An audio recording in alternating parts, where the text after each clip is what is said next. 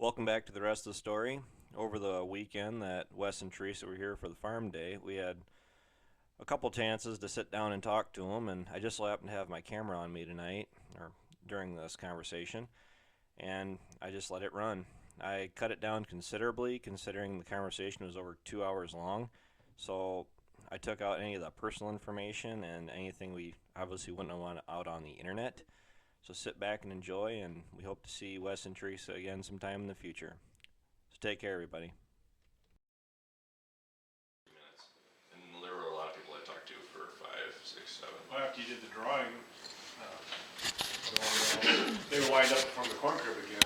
And I'm like, what's going on here? So I kind of walked by and said, you guys in line for something? They're all like, well, yeah. I said, what? Oh, wait, talk to Ryan. Oh, okay. There you go.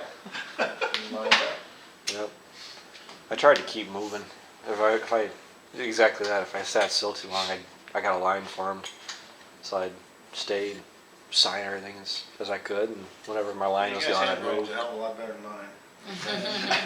There's a couple times I'm like, who is is this? this Wes? Yeah. Another guy? I'm like, okay. It's like, Mine I see it. is terrible. It is. Mine's pretty bad too. No, it's not. You think so? No. No. Not compared to his. You No, can't even read his. I said to everybody, I said, man, my signature is like a kindergartner. And it's true, I just cannot. But I said that to a couple people, and they're like, that's fine as long as I know who wrote it. Right. It's like, Yep. okay. I told him, I said, I better not see this on eBay tomorrow. Yeah. Yeah. Did you get many people wanting to sign stuff? Oh, God. I signed Every a other lot person? of stuff. No, my hand was getting pretty numb by the end of the day. Yeah. Hats, and Maybe we need to slip Sloan's a couple bucks or something, because about every other thing I signed was Sloan's hat. Yeah. It's Those like, were so easy to sign though. Those shirts were so hard Oh. to sign. they were. yeah, Oh stretchy. man.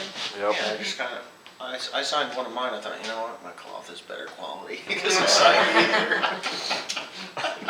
It's like, wow.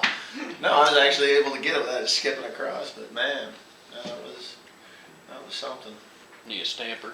That's what There I you said. go. I'm There you I'm singing, I'll do my best job, and then I can it won't mean as much.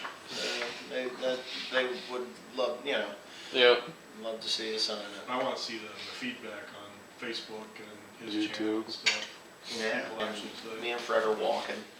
We're gonna go down to a Burger King, and he wanted a Burger King, and it was another American that he could talk to. He hadn't seen another American in a while. So we're talking and walking, and this guy comes out, and he's clearly really not right. There's major issues with him. He's, I don't know what disease or what birth defects that he did have, but he's got problems. And I'm like, oh my God, I really want to give money to this guy. And he's begging, and I kept walking, and Fred stops. Now Fred, mind you, looks Filipino. He's tanner than I am. And he did. He's got a pretty good size. I think he's got Spanish in him, to be honest with you. So he looks a little more Filipino than I do. And he stops. He pulls his purse out of his thing, and he hands it to Larry. I says, how do you know his name? Because he can't talk. Well, he looks like a Larry. And I was like, okay. So I kept walking. Now I'm feeling guilty as could be.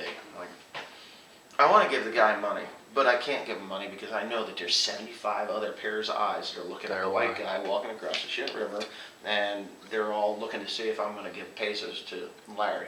So we're at the Burger King, and I get my food, and I feel bad for Larry because there's obviously nobody taking care of him.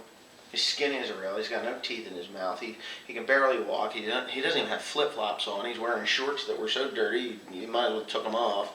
But anyway, so I didn't tell her this, but I handed Fred money. I said, listen, give this to Larry as we go across the bridge because he just needs something. When he handed him, and it was everybody gives him a couple of pesos. Well, I gave him 500 pesos, which is probably more than he had made in a week. And Larry looked at it like this. I don't know even what his name is, but Larry looks at it like this, and he looked at Fred, and he looks at me, and we go. I'm like, well, that's not very much. You just say that I gave it to Fred to get you, but no. So anyway, so he got 500 pesos. I knew he was going to eat pretty good, that day. Was it a cold? Was it cold? Yeah. I had sinus issues going Yeah. on, so I'm like, all right, I got to stop at the pharmacy. I'm going to get Afrin. That'll clear the sinuses. So I grab the Afrin. I go and I pay for it, and it's green. Well, green's my favorite color, so I'm like, oh, green, cool. So, capsaicin in the Afrin, which is pepper extract, the nasty jalapeno stuff. And I'm like, all right, well, this ought to clear me out. I shoot that up, and I don't know whether the optic nerve was melting or what. You know the guy on the Raiders of the Lost Ark, the guy that has his face melting? That was what I felt like. I really don't. So I'm having a problem because my sinuses are reacting in a negative manner. I'm not just stuffy, I'm blocked. So what am I gonna do? I gotta shoot more of this crap up my face because I can't breathe at all. And it did, it cleared it out. So all the way to Taiwan, that, I'm like, she says, you're addicted to that stuff. I'm like, no, it's the only way I can breathe. My eyes are red and burning. But I got to Taiwan and I go to the apothecary. I'm like, they got some good stuff down there. So it's all chicken scratch. It's, Taiwanese, Chinese, Mandarin, whatever writing that they have. And I was like, I need like nasal spray. They sold me pipe cleaner. This stuff, I no longer had stuffy sinus. I just had nothing in there. And I wish I could put water up my head because everything had dried it right out. I still have that. And if you have a cold, and you really can't breathe, the regular Afrin doesn't work as good as you think it should. This stuff will clear you out for a long time. A long time. It's like a wind tunnel in there. I need some of that. No, it works. Just a snort of that stuff and you're good to go. I don't know what they call it, but it's green. Yep. It is green. The letters are green. I'm attracted to green for some reason. It was fun time. I milked enough cows. I'd milk cows just once maybe again. I don't know. I'd probably milk them in a parlor once. Because all I had was a stanchion barn that I was always kneeling over. I'd milk them in a stanchion barn in a pit, just to say that I had the experience of doing it. We had stools. You ever use the stools? Milking stools? They'd have saved your back. Cows would have killed me. They didn't I give got you it. space. Yeah. You had real narrow lolly columns. No. We had thank God they started rotting off and we just took them all out. But all the dividers, those were really tight. It was really tight to get in there. And then we started, my dad always wore a stool, and then when I started milking, I always got the leftover stool with the broken spring. It was a pogo stick on your ass, it didn't spring. And they were good to milk with. You step down in the gutter and you have a seat and put the milker on and whatnot. And I got really used to them. And then once it's the last one, I don't know, later on I just quit using it all the 75/30. Honestly, I want a 78, I want a 79/30, 78 or 79/30 to replace that 81/20. Really? Yeah, it's this front suspension. If you ever get in a front suspension tractor, this 8235R is going down the road. You're going to be like, you know what, I don't ever want to get in a solid axle tractor again. It's crazy. I mean, to go up my road, it's a bumpy, nasty, miserable road. And the 8120 is very similar to your 80. Actually, I think it's the same horsepower, really. But you bump and you're bouncing, you got to go slow up the road. That 8530, balls to the wall, IVT full forward, and the front end just kind of floats up the road. I'm flying 26 miles an hour up that road. We're at 12, 13 miles an hour with the other one because it bounced you out of the cab. The 7530, I didn't think the 7530 ran as comfortable as it did until I got back in the 7810. I mean, I'm going over the same ground. Does that have the front suspension in it too? 7530 does. Yeah. And cab suspension. Yeah, that's a double whammy on that thing. So, and that's a snappy tractor. I really like that. You'd like that I've tractor. always wanted a 75/30. I wanted a 75/20 for the longest time, and they came out with the 30 series. And Well, the 20 and the 30 are very, very, very, very different.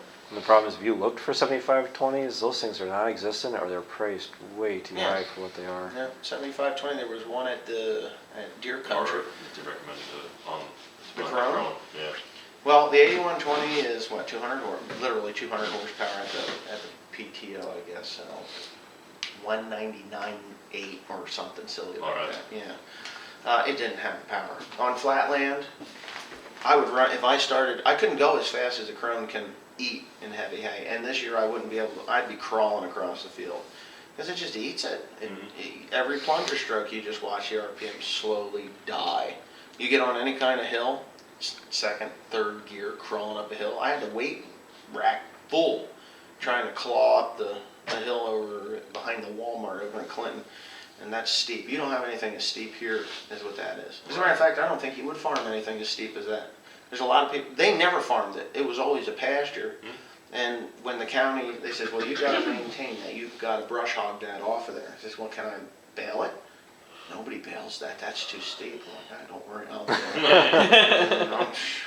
I had the W235 windrower. My feet were on the glass going down the hill so that if I was, the steering wheel was in my gut. I mean, I actually pushed the button, pushed the steering wheel forward, and braced myself on the window. Timothy was running the other one, and that has foot pads, so you can actually push back on it. The John Deere does not have the foot pads. It's flat. I miss those foot pads. I was actually going to steal them out of the other, if I could cut them out and put them in the Deere, that would make a big difference. But yeah, bracing yourself on the window, that's a steep hill. The 8120 would claw its way all the way to the top. So this spring when I cut the outside rounds around that field, because I have to maintain a walking path around them, I went up that hill with that thing, and it's just like, oh yeah, got anything else? It just doesn't care. It really doesn't care, and that's a nice sounding tractor. That 9-liter motor is just a nice sounding engine. And she pulls. The IVT, it maintains the speed when you're on the road. You don't have IVT in this one? Power shift. I would like to, when the time comes I get rid of the 76, I want to up it to something with IVT. A large frame, probably a 79, 77, 30 with IVT, because it's going to be a road runner.